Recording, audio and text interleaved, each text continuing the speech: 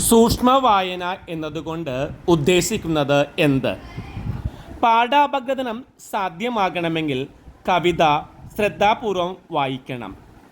അലസമായ വായനയിലൂടെ ഒരു കൃതിയെ സമഗ്രമായി അപഗ്രഥിക്കാനോ വിശദീകരിക്കാനോ കഴിയില്ല. സൂക്ഷ്മമായ വായനയാണ് ഓരോ കൃതിയും ആവശ്യപ്പെടുന്നത്.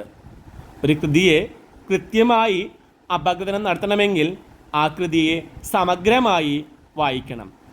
അത് സൂക്ഷ്മമായ വായനയിലൂടെ ആയിരിക്കണം. എന്നാൽ പലപ്പോഴും കൃതികൾക്ക് അത് ലഭിക്കാറില്ല. സൂക്ഷ്മമായ വായനയിലൂടെ കൃതിയെ സമീപിച്ച് അതിൻ്റെ അർത്ഥത്തെ കണ്ടെത്താൻ ശ്രമിക്കുന്നതിനെയാണ് ക്ലോസ് റീഡിംഗ് എന്ന് പറയുന്നത്. സൂക്ഷ്മമായ വായനയിലൂടെ കൃതിയെ സമീപിച്ച് അതിൻ്റെ അർത്ഥത്തെ കണ്ടെത്താൻ ശ്രമിക്കുന്നതിനെയാണ് ക്ലോസ് റീഡിംഗ് എന്ന് പറയുന്നത്. ഓരോ കൃതിയും ഗാഢമായ വായനയ്ക്ക് വിധേയമാക്കണം. കവി ഉപയോഗിക്കുന്ന ആശയലോകം മികവുറ്റ രീതിയിൽ മനസ്സിലാക്കണമെങ്കിൽ ഇത്തരമൊരു വായന ആവശ്യമാണ്. ധാരാളം ചിഹ്നങ്ങൾ രചനാവേളയിൽ കവി ഉപയോഗിക്കുന്നുണ്ട്. അതിൻ്റെ അർത്ഥസാധ്യതകൾ തെളിഞ്ഞു വരുന്നത് ക്ലോസ് റീഡിങ്ങിലൂടെയാണ്. കവിതയിലെ ഏതെങ്കിലും ഒരു ഭാഗം മാത്രം വിശദീകരിക്കുന്ന രീതി നല്ലതല്ല.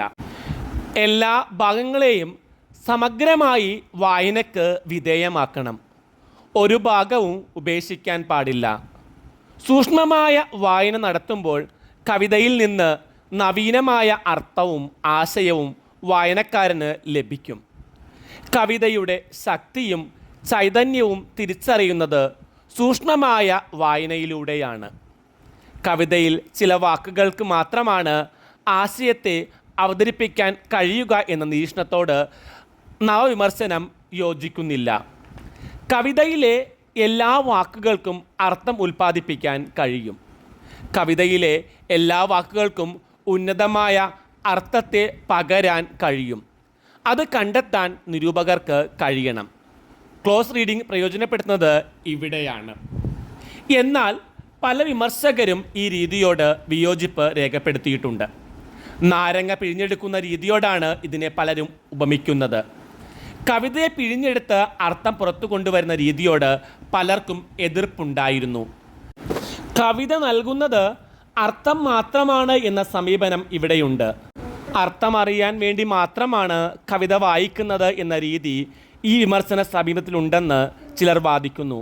കവിതയുടെ ആത്മാവിലേക്ക് എത്തിച്ചേരാനുള്ള പല മാർഗങ്ങളിൽ ഒന്നു മാത്രമാണ് കവിത അർത്ഥത്തെ ഉൽപ്പാദിപ്പിക്കുന്ന ഒരു ഉപകരണമല്ലെന്ന് ഇവർ വാദിക്കുന്നു.